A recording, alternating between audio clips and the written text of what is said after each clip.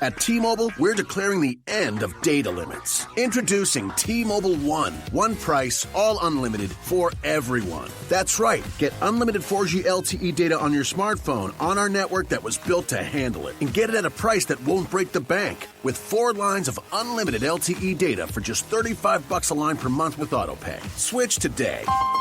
Top 3% of data users greater than 26 gigabytes per month may see reduced speeds until next bill cycle. Video typically streams at 480p with qualifying credit discount via bill credit plus taxes and fees.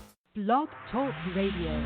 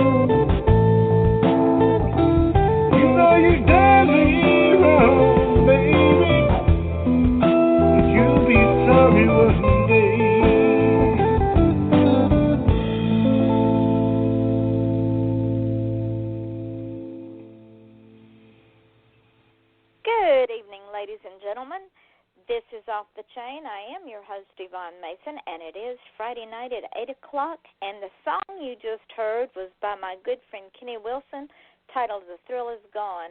If you want more of his music, look him up on Facebook, and I believe he is also on iTunes. If not, just dig him up on the internet under musician Kenny Wilson, and you'll find all of his music. Tonight's show is an amazing show. I have a young man on my show who is a stand-up comedian, and it will be interesting to see how he got there.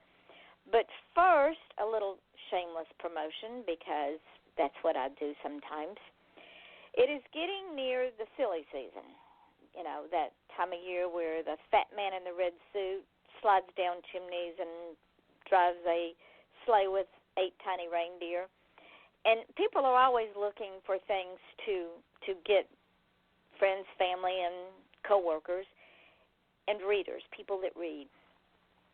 If you'll go on Amazon and look up all my books, I write everything from inspiration to true crime to crime fiction to comedy to horror, you name it, I write it, except for porn. I don't write porn, don't like romance. Look up Yvonne Mason, and all of my books are there. They're all on Kindle. If you know somebody's got a Kindle, you can get them a gift card they can download on Kindle. Also on Nook, also at Barnes & Noble. But the most interesting news that I have is on December the 21st at 8 o'clock. I have a gentleman that I've been trying to get on my show for a long, long time. And if you know the name Rambo First Blood, then you will know who I'm talking about. The gentleman is an author, and his name is David Morrell. And he has written a trilogy of books that have the character Thomas de Quincey in them. Thomas de Quincey was a real person that lived in England in 1855. These books are absolutely amazing. You cannot put them down. So join us on December the 21st at 8 o'clock Eastern Standard Time when I will be interviewing author David Morrell. Now, that being said, tonight's show, if you want to call in and talk with my guest, the call-in number is 516-387-1756. My guest tonight is comedian Kenny Eichenberg.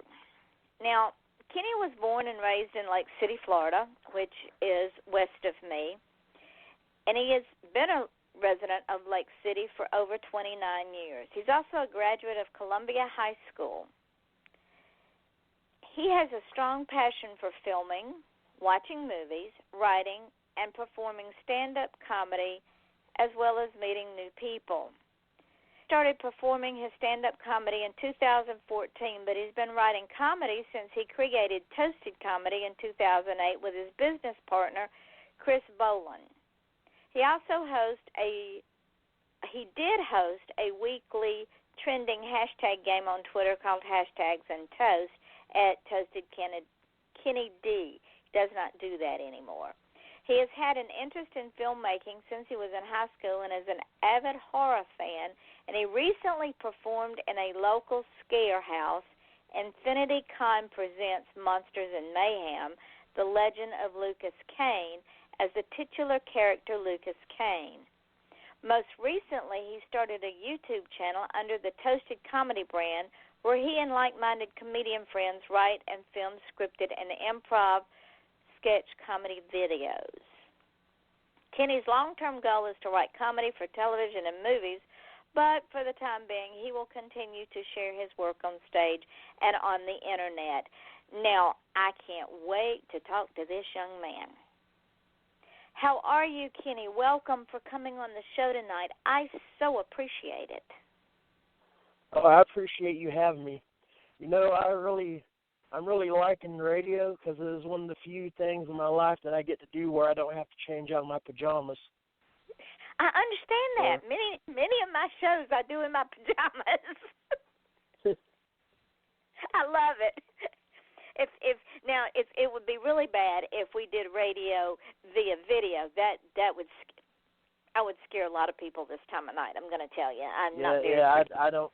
Me personally, I don't want to give anybody nightmares. They can come see me on stage if they'd like to have a nightmare, but no. Well, speaking but it's of, great being here with you. Well, thank you. Speaking of your craft, and it's multi-talented, I'm going to tell you, I'm envious. How did you get started in this? Because before the show, we were chatting a bit, and apparently this was not something that you started as a wee child. You told me you were a very shy young man. Oh yeah, I was very shy. It wasn't something that I knew I wanted to do right away. I didn't even know I was funny until I was well into my 20s. When I was a kid, I was shy, but after I got out and started working, I had to get out of the shyness. I worked in a call center for quite a few years, which forced me to talk to strangers that I didn't know. And doing that kind of work, you definitely develop a sense of humor. And I'll just be talking to my coworkers. Oh, go ahead, ma'am. No, you go ahead. You're talking to your coworkers. Yeah, I'd be talking to my coworkers, and they'd be like, "Wow, you're funny. You should like do stand-up comedy." And I never really thought about it then, but me and Chris Boland, who was working together at the time, we would just sit around and we'd write little scripts and everything, stuff we want to do, like a little animated series we always talked about doing, which was about working in a call center for Toaster tech support. And that script was called Toasted. And then the more I got involved in comedy, I was like, I really need a brand. So I took Toasted from being just that script to being this whole thing all on its own. So do you get, well, let me back up a little bit. When you were a wee lad, as we Irish like to say, what was your dream? What did you think you wanted to do? Even as shy as you were, what did you think you wanted to do with the rest of your life? Well, at the time, I was actually interested in law. Like, I wanted to be a lawyer or an attorney, even a cop or like a CSI investigator. It just all intrigued me back then. But I kind of grew out of that and got more involved with comedy. What made you change your mind? Just the fact that when I was fresh out of high school, I didn't have time to go to college. I was wanting to go to college to do this stuff, but my mom had gotten really sick and was in the hospital for like 3 months. And then she had to move to Tennessee, and around that time she was like she was the breadwinner for the family. And after that, I had to kind of step up and get out there and make money, working multiple jobs, just trying to make sure I kept my house and kept a place to live. And my dad, he had left to go up to Tennessee with her. Then eventually he came back. But I was just having to work and was so busy working that I never had got a chance to go to college. So would it be fair to say, Kenny, that you had a dream, and you were going to take a path to take you to fulfill that dream, but yet you didn't fail, but the dream changed? Yeah, that's fair to say. The dream definitely changed. And I'm happy that I found comedy because it's something that makes me happy to do. The fact that I can do something, even if I take a risk of looking like a goof myself, in the end, if I put a smile on someone's face, it makes me happy. So let me ask you this, and I've seen comics for years. I remember watching vaudeville, and vaudeville was very hard to do because not only did you have to be a comedian, but you had to do stupid and insane things to get a laugh from the audience. Would it also be fair to say that if one is not dedicated to being a comedian, one should not even get into it because it can be, and it is, a very brutal profession to be in? I think comedy is one of those things that if you feel you have it in you, give it a try. The worst that can happen is that they either laugh with you or laugh at you. If you think you have what it takes to be a comedian, give it a try. There's no harm in trying. Would it also be fair to say that most comedians get their material from things that happen within their own life? Oh yeah, that's definitely fair to say. For me, I take a lot of my stuff from my family, work experience, life experience, my love life, just various different aspects. One of Did the you get a thing? Oh, go ahead, ma'am. Did you get a lot of your or some of your material? You said you worked at a call center, which in itself is a comedic routine at times because of the thousands of telephone calls you make. You get people from all walks of life. So would it be fair to say that some of that material came out of the call center? That would definitely be the case for some of my jokes. And then I try to do jokes about my family. Some of the things I kind of shy away from is like religion and politics, which is something that may ruin me as a comedian because that seems to be like the hot trend today with politics. But the thing with politics is that it just confuses me. I don't understand politics at all. There was a time in my life I thought I was getting to where I understood politics, and then the 2016 election came by and it just blew that out of the water for me. Honey, don't feel bad. Again. Don't feel bad. Even the politicians don't understand politics. So you're not alone in this.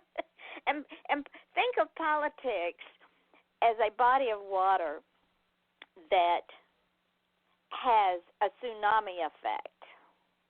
And whichever way the wind is blowing that particular day, that's the way the politics is going to go.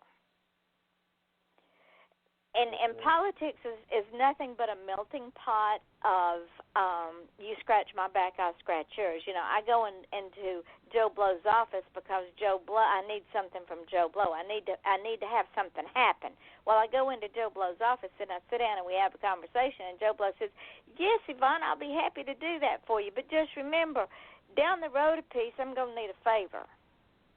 Now, I can do one of two things. I can either try to make my project happen on my own, or I can take Joe Blow's help and then owe him something down the road. But that something I owe him may not be something I really want to do. But I won't know until it happens. Yeah, so basically it's like dealing with politicians. Might as well be dealing with the mafia. There you go. See, you do understand it, Kenny. See, now you got a routine. Just think, Dillinger and Babyface Floyd. You got politics. Yep. So, and what else do you stay away from? Pretty much just things that are people argue about a lot. You know, politics, religion, sports. Oh, I could give you lots of good material for sports. Sports is one of the funniest things in the world. You got grown men making millions of dollars running up and down a 100-yard field, killing each other over a piece of pig skin. That's funny stuff. I mean, definitely. And if I could do sports, I'd do it. I'm allergic to broken bones. It gives me a great deal of pain. So yeah, and I'm not into pain. Kinda... I don't. I am not into pain.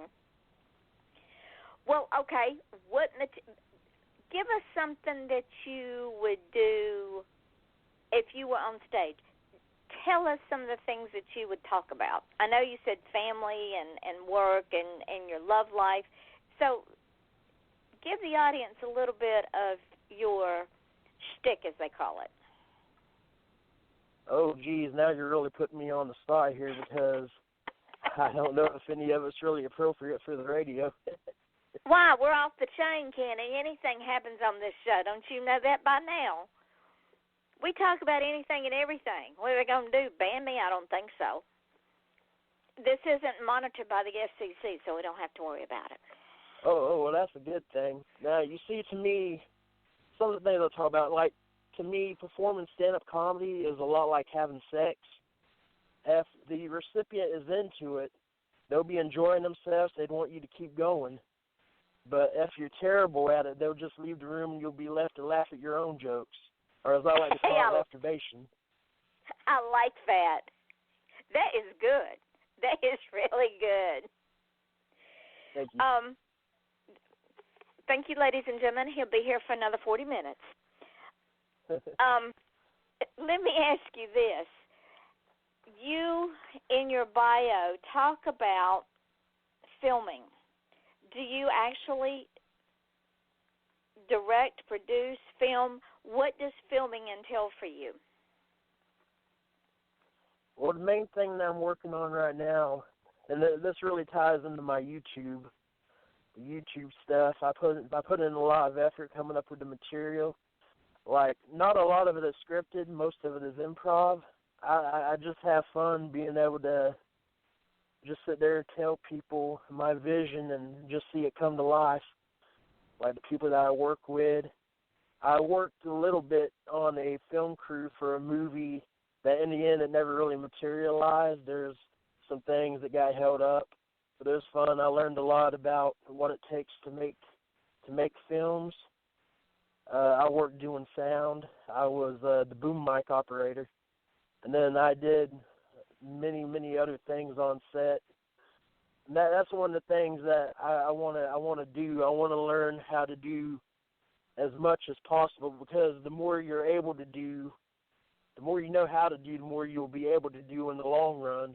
So the more opportunities you'd have to find a job in that industry. Have you reached out to directors, producers, people in the industry to offer to come, even if you have to work as an apprentice? Have you reached out to them?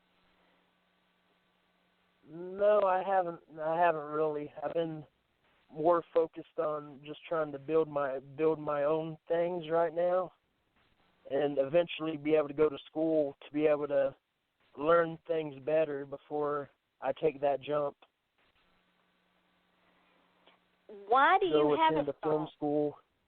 Why do you have a strong passion for filming? Because again, like comedy, that is another industry that can be brutal. Well, it's just when I was a kid, I spent a lot of time watching movies, and I was always interested in the process, seeing how they do stuff, learning all the secrets. Because to me, it was kind of like magic. I was just so fascinated about it, and I wanted to learn everything. Like, I'd see people driving in a car, and I was like, wow, how did they film that? Or you'd see the special effects, and I'm like, how did they achieve that? Like, I knew it wasn't real, but I knew that there was some magic to it, and I just wanted to learn. I was really inspired by people like Quentin Tarantino and Martin Scorsese. Those are some of my top favorite directors. They do some wicked films too. Some of them I can't even watch because they are so brutal. But it's something that I dabble in. I have a friend she's far more into it, and I try to help her out as much as possible. But one way or another, we're gonna make it doing something within the entertainment industry. That's something we set our minds on a long time ago. Well, let me ask you this: what is the local Scare House Infinity Con presents? You performed in that. Do you do that every year, or was that a one-time thing? Well, this was the first year. I have a friend, his name's David Herringer, and he runs a local convention called Infinity Con.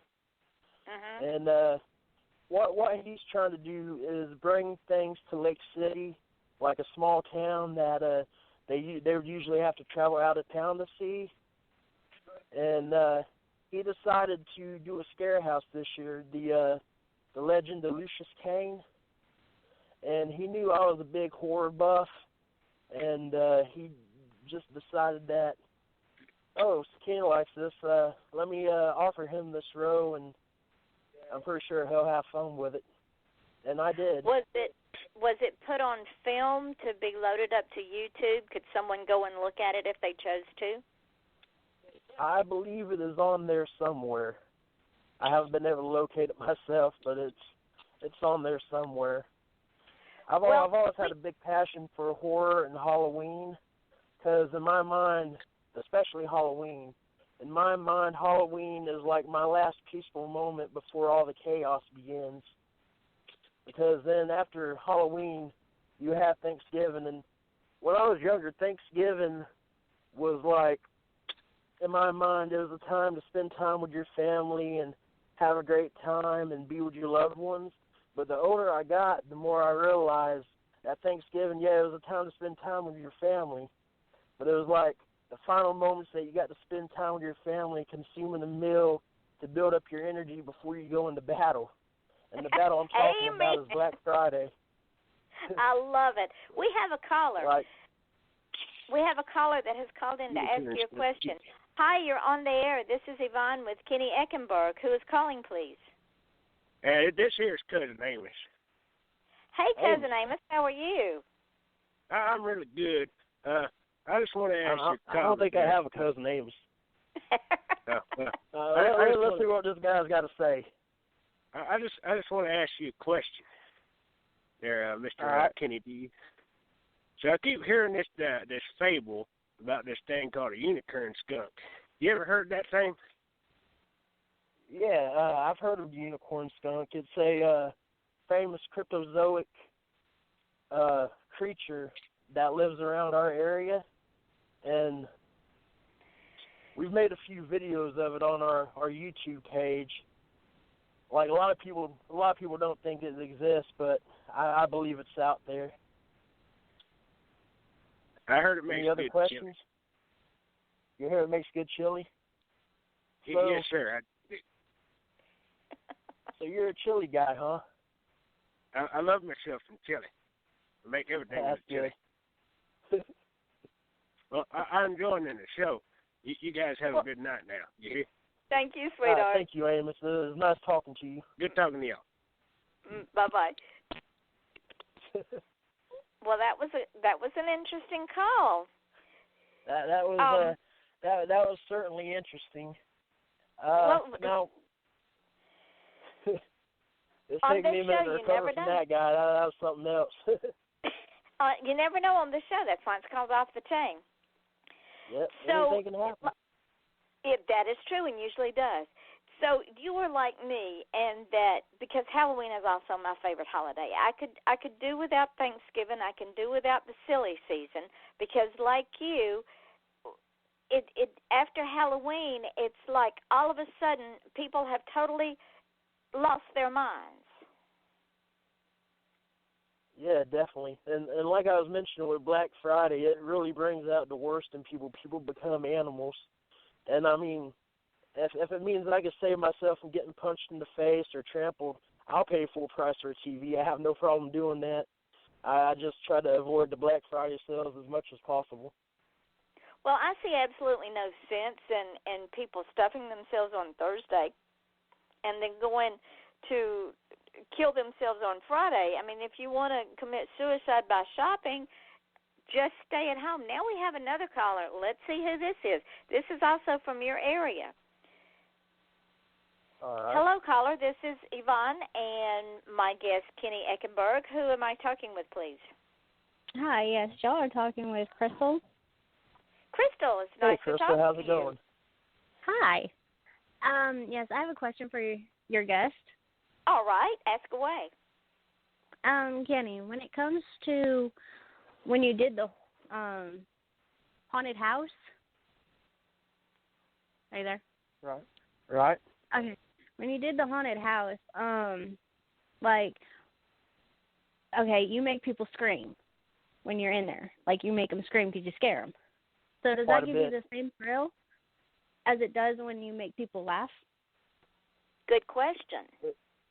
That is a really great question, and as a matter of fact, it did. Because no matter what I'm doing, if I'm setting out to do something to get a reaction out of people, I enjoy seeing their reaction. And I've seen people running over each other trying to get out of the scare house because it was when you're doing a scare house, it's important to set up like a lot of psychological stuff to get people scared, get them intimidated. That way, when they go in for the big scare, it's always a good payoff. And people do like to be scared, Crystal. I've seen it. I've worked haunted houses. They love to be scared.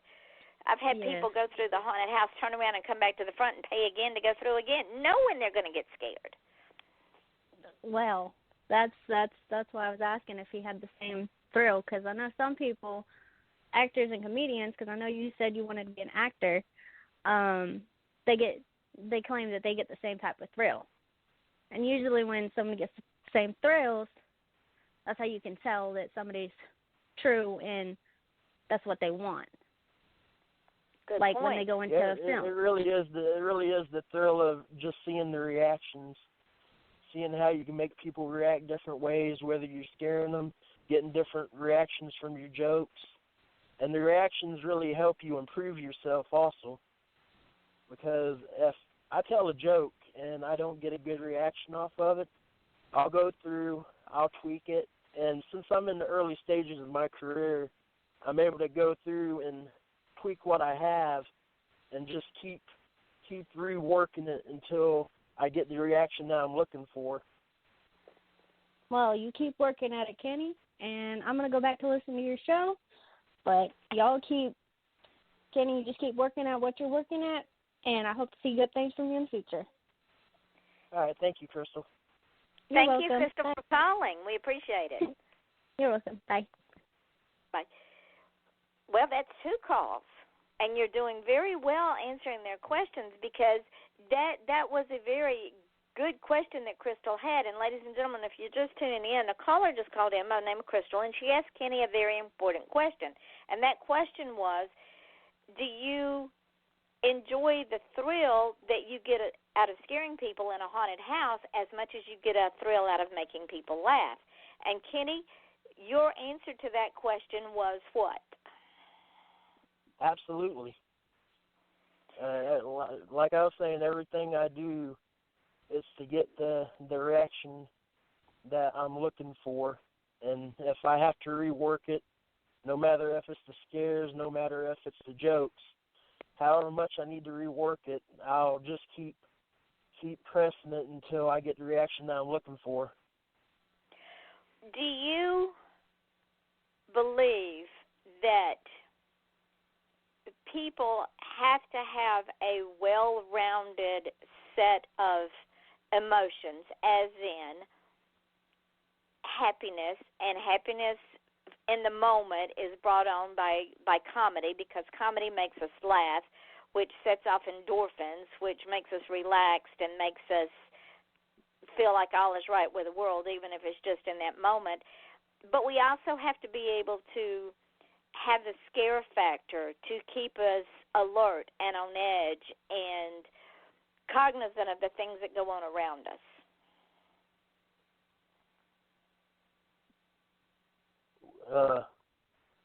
Give me a moment here. I'm trying to exactly understand it. Can you kind of reword it for me?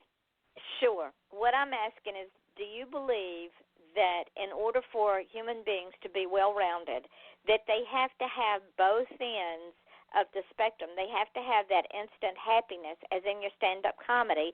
They also have to be able to understand fear in order to stay alert in their lives. In other words, they have to hone those skills in order to be well-rounded. I don't necessarily think so. I couldn't really tell you why, but well, I don't believe so. Well, the reason I ask that is because we live in such a desensitized society now. When we watch scary movies, they're not scary to us anymore because it's thrown in our face all the time. When we watch movies because that are they're expecting the scare to happen. And yeah, I understand that, because also when I was doing the scare house, there's quite a few times I busted out. I was expecting to scare people, and people were they're just laughing at it. They thought it was fun. because they were expecting that moment in time. So on some level, we as human beings have become desensitized to emotion because they expected you to jump out at them. But if you had waited until they passed and then jumped out at them, they would not have expected that. So then they would have been scared for the moment. Is that a correct assumption? Yes, ma'am.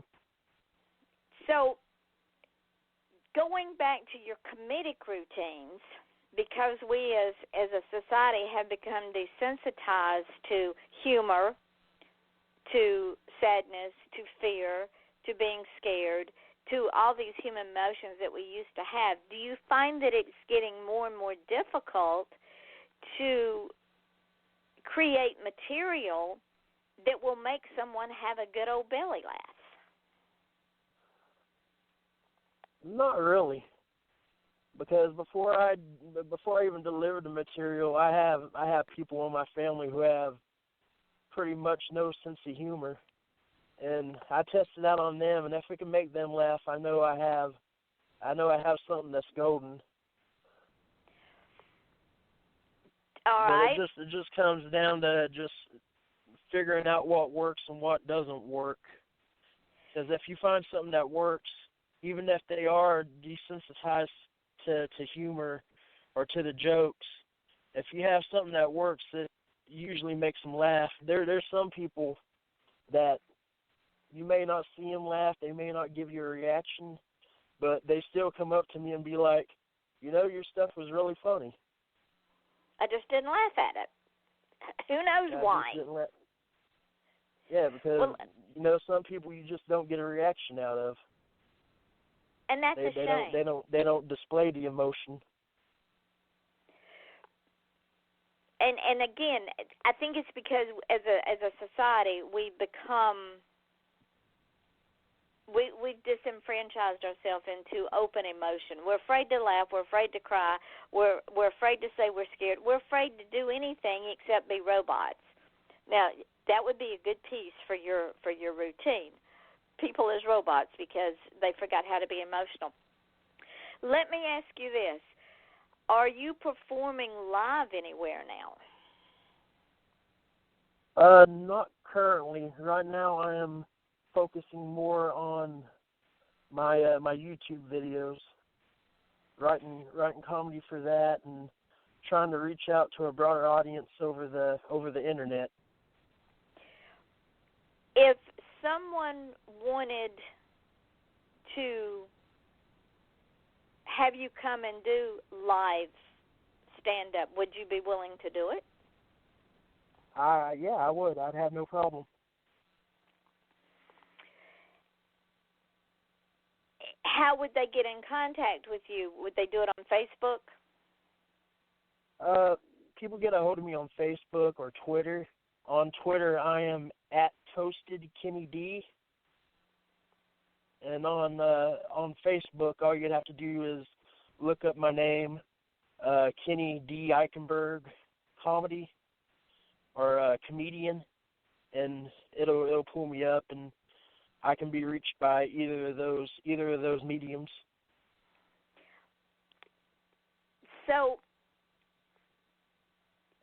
how has your YouTube work broadened? In other words, do you have a large following? I know you're still wanting people to join this YouTube channel, because the more you get, the funnier it's going to be. But how big of a following do you have now, and how can people go and find you on that YouTube channel? Right now, I'm really just getting started. I haven't really reached out to too many people through YouTube yet, but I'm starting to. For every video that I do, it gets shared, and I slowly build my followers on YouTube.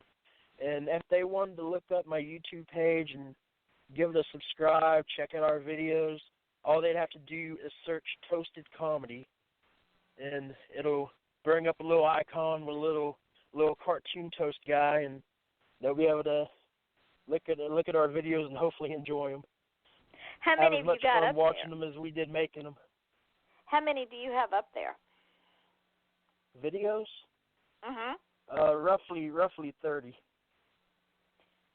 Well most done.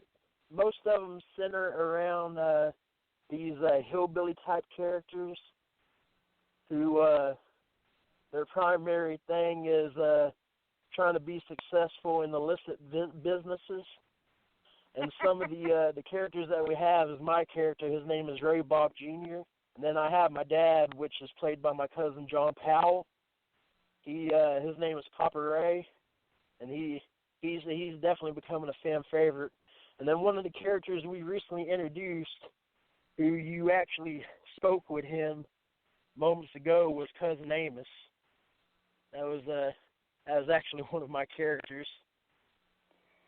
So what? Then we have other stuff. We're trying to branch out, do different type of things. I did one. It was like a little horror short that was kind of like a found footage type video, which a lot of people seem to enjoy. So on your YouTube videos, do you write a complete comedy script that involves Cousin Amos and you and the character that plays Papa Ray? You do a scripted comedy routine? We come up with the idea and we come up with little points that we want to hit in the video. 90% of it is improv. Okay, now for the audience who may or may not know the difference between improv and scripted, explain to them what that difference is. Well, with the scripted, it's something that we wrote out, and we know what's going to happen. We know what our desired effect is, what we want. But with improv, anything can happen. And I feel with improv, we get the funnier moments because we're just spitballing back and forth, and it's hard telling what's, like, with our personalities combined, it's hard to tell what's going to come out of our mouth. So improv is definitely the funner way to do it. So I could safely say that if you're doing this video and you have your bullet points and you make a statement and one of the other characters fires back with a reaction and another statement, and then another character fires back with a third statement, it winds up being a funny story, but you have no idea what's going to happen from one statement to the next. So you all of you within that one video have to be alert on your toes at all times, right? Yeah, we all know where we want to begin, and we know where we want to end with the video, and we try to keep ourselves like centered between those two areas. That way we don't just get completely off track with what we're doing. And most of the time, whenever we're filming, we get it done in like one take. There's been a couple of them that we just had to reshoot, and most of the time it was the more scripted ones. So when Cousin improv is easier because it's just us getting to be us. It's like a jam session with a bunch of musicians. It really is. Another example of improv would be when Cousin Amos called in and y'all did that little back and forth with each other. That was not scripted. Nobody knew who was on first or what was on second. He started a sentence. Honestly, I had no clue he was even going to call in. It caught me by surprise and just rode with it. And that's what improv is. So for the benefit of the audience, if someone wants to do comedy, is it harder for someone to do improv, or is it harder for someone to do something that's scripted? Or are they about the same? It really varies upon the person and their personality. Some people are better with scripts. Me personally, I'm better with just letting the words flow out of my mouth and see what happens. So if someone came up to you and said, Kenny, I want you to go do this event over in Lake City, and we're going to be talking to a bunch, and I say this with love because my children are rednecks. I want you to go talk to this bunch of rednecks, and I just want you to go with it. Would you be okay doing redneck jokes? I mean, because rednecks, I'm from the South. I'm from Georgia. So when people do Southern jokes and talk about how backward we are and how slow we are, to me it's hysterical because I can relate to it. Oh yeah, I think it is too, because like that's pretty much my family is rednecks and hillbillies. So like most of the time when I'm doing a character, I'm just like imagining things that my certain members of my family would say, and I just go with it, and people seem to like it. I mean, I'm not gonna lie. I'm like the character. Half of the personality is just me because I'm a pretty good bit redneck. I'm like a rare mixture between redneck and a nerd, or as I like to call it, being a nerdneck. Hey, I like that. I've never heard that before. I like that. You said that your mother went back to Tennessee. Are your parents from Tennessee? My parents are both originally from Michigan, two different parts of Michigan, and then they met here in they met each other here in Lake City, Florida. They both had family that was living down here, and like our families have been like pretty close friends for years. Like my mom, she has a cousin who was my uncle's girlfriend has a brother who was married to two different cousins on both sides of my family.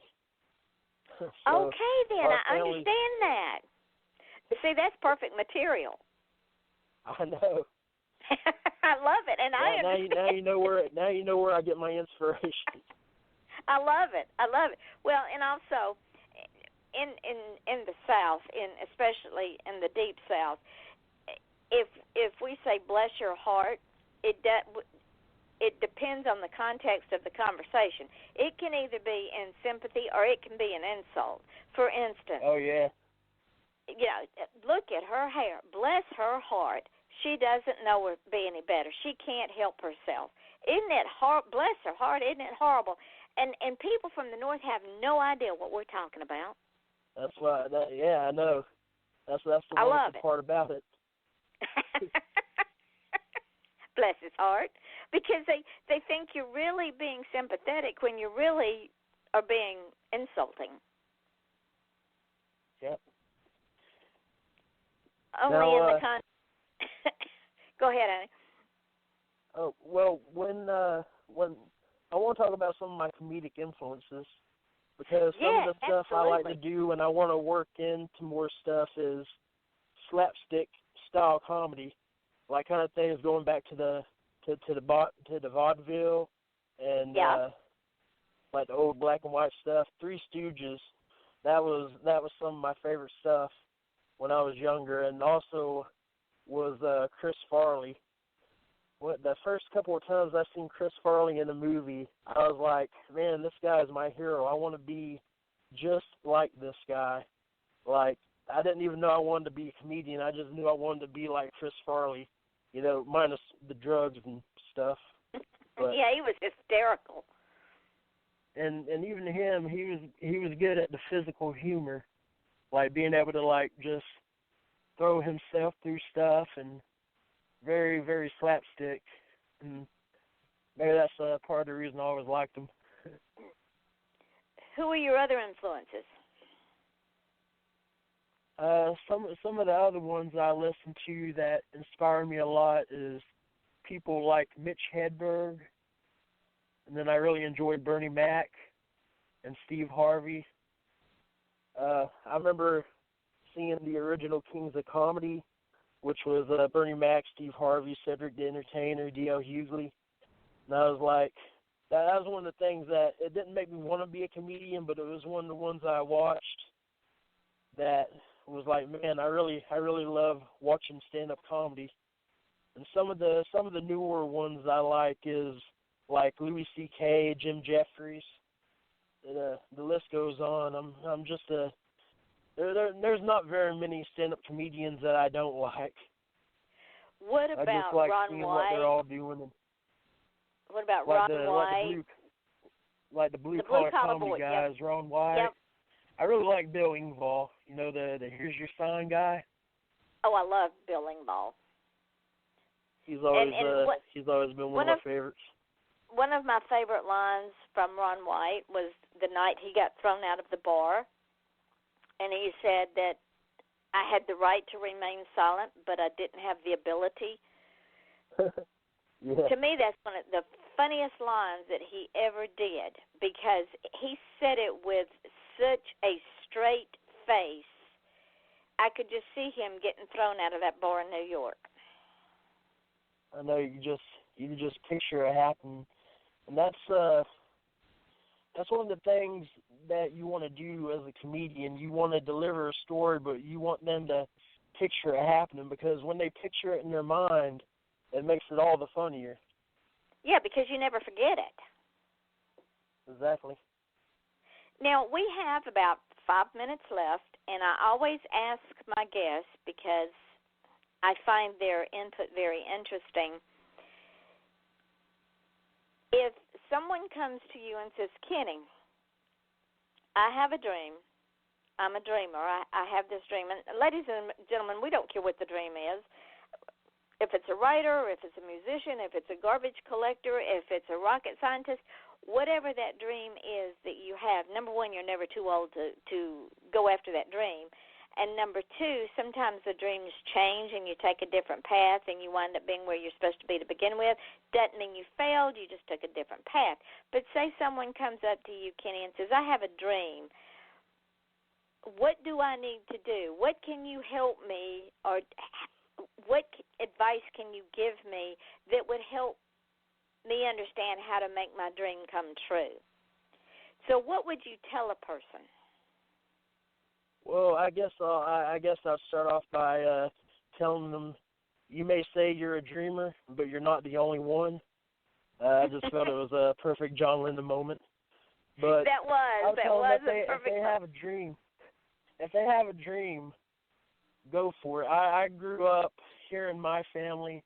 I had people in my family wanting to be so many things. I had an aunt who had made a great artist, but people kept shooting down, like people in her family kept shooting down the idea, and she never had the confidence to go do it. No one ever built up the confidence in her to achieve being a cartoonist or being an artist. If you have a dream, no matter what they say, if you feel that you can live up to that dream, give it a try. And you may fail the first couple of times. Just keep going for it. Keep reworking what you're doing until you have something that hits with your audience. If you wanna do comedy, do art, just practice, and just go for it.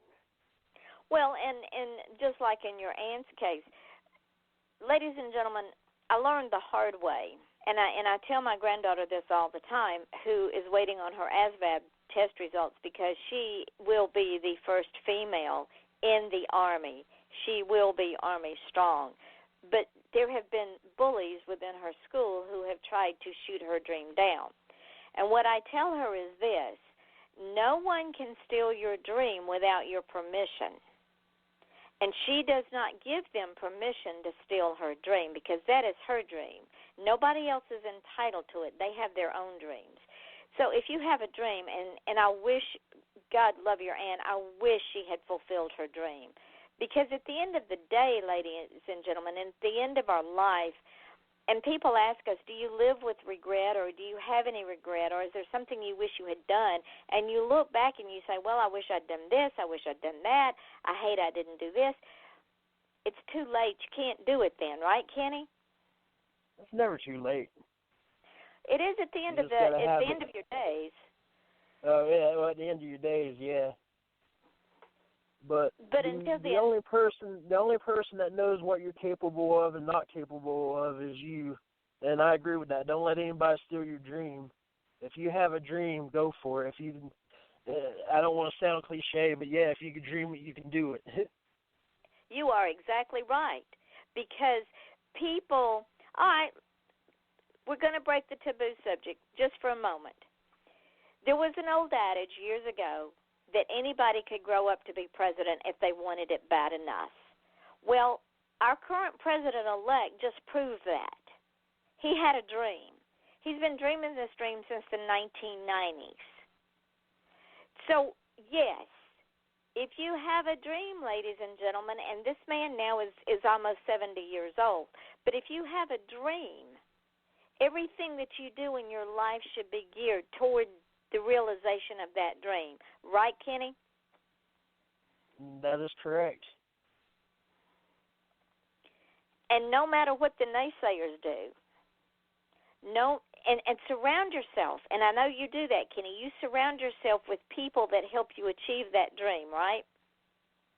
That's correct. Most of the naysayers are just people who had a dream of their own and they didn't believe that they could do it, so they try to instill into other people that trying to pursue your dream is a lost cause, which is something that's really terrible to do to another person, to make them feel like their ambitions are just garbage. If you have exactly an ambition, right. No matter how bizarre it is, go for it. Because if you don't, ladies and gentlemen, trust me when I tell you this, if you don't try, you have failed.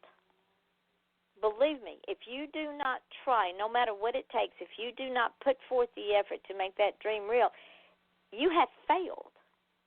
Now, if you try and that dream, for whatever reason, doesn't pan out like you wanted it to, you didn't fail. You succeeded because you attempted it. And if you go for that dream and you find out it's really not something that you want to do, just like Kenny said, you take another path, but you didn't fail at it. Am I correct? That's right. You didn't fail because by doing it, even if you didn't succeed that time, you learned what you did wrong and you can fix that. So in no way is that a failure. It's more of a chance to improve. Exactly.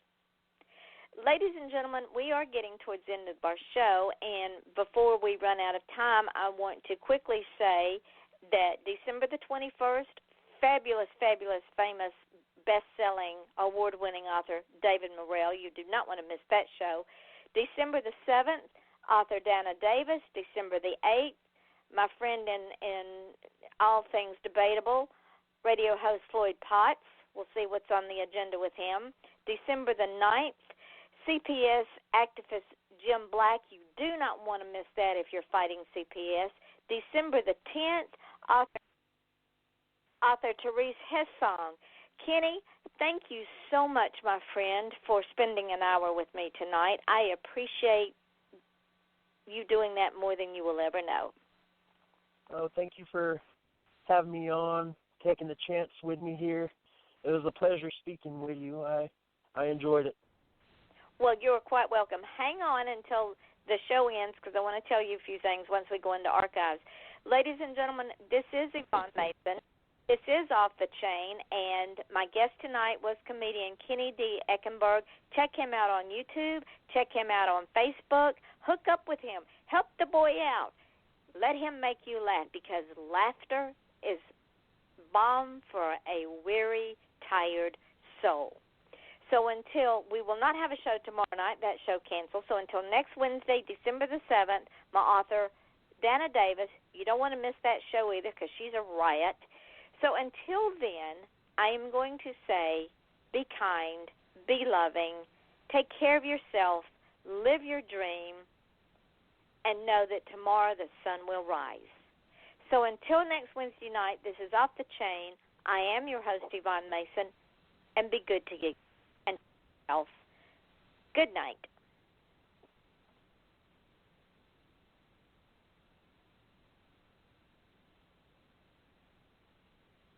Okay, we are now in the archived part of the show because the live show's gone. What I wanted to tell you is when I hang up with you, the show will go up into archives, and then I will put the link on my page and I'll tag you in it.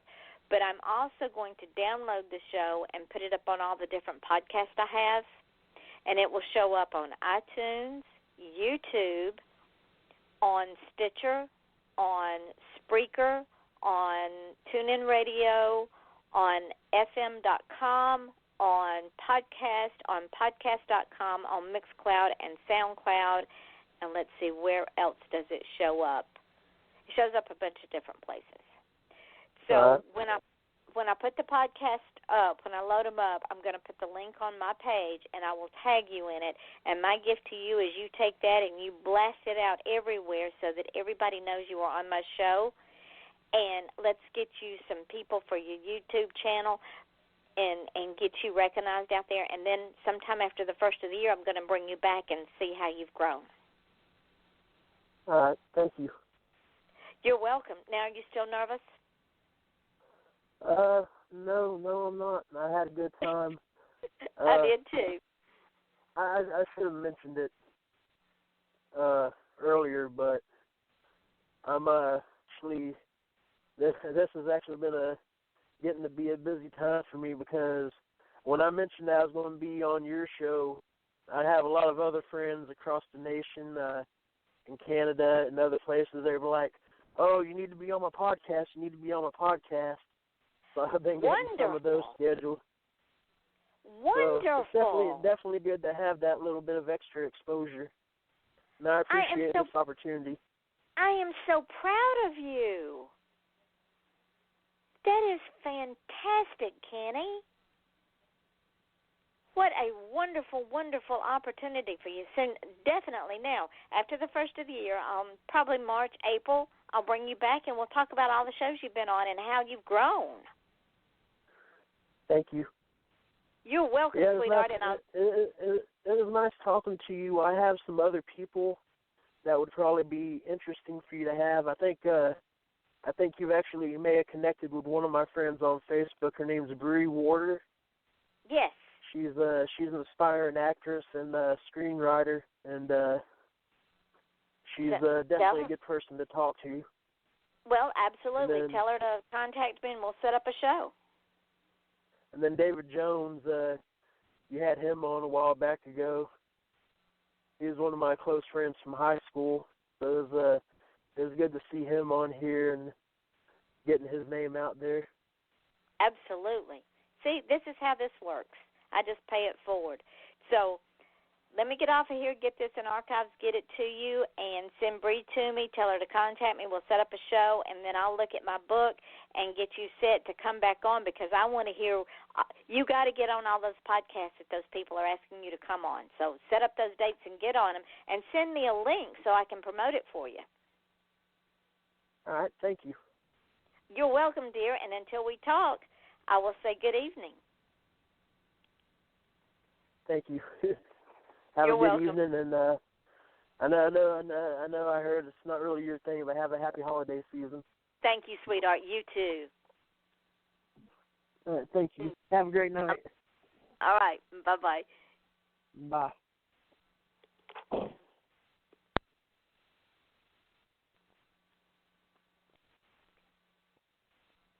When you don't go to Geico.com, car insurance can be hard. Like early 90s heavy metal hard. I'm yelling and screaming and I'm loud. Roar! Geico makes it easy. You can review and update your policy or report a claim on Geico.com or the Geico mobile app. Because shouldn't we all have a little less stress in our lives? I'm not even upset about anything.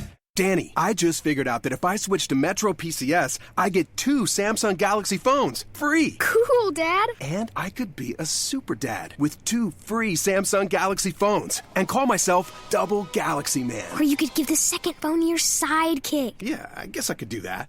That's right. 2 free Samsung Galaxy On 5 smartphones are all yours when you switch to Metro PCS. Metro PCS. Wireless figured out. Coverage not available in some areas. Sales tax not included in phone price. Excludes numbers on the T-Mobile network. See store for details and terms and conditions.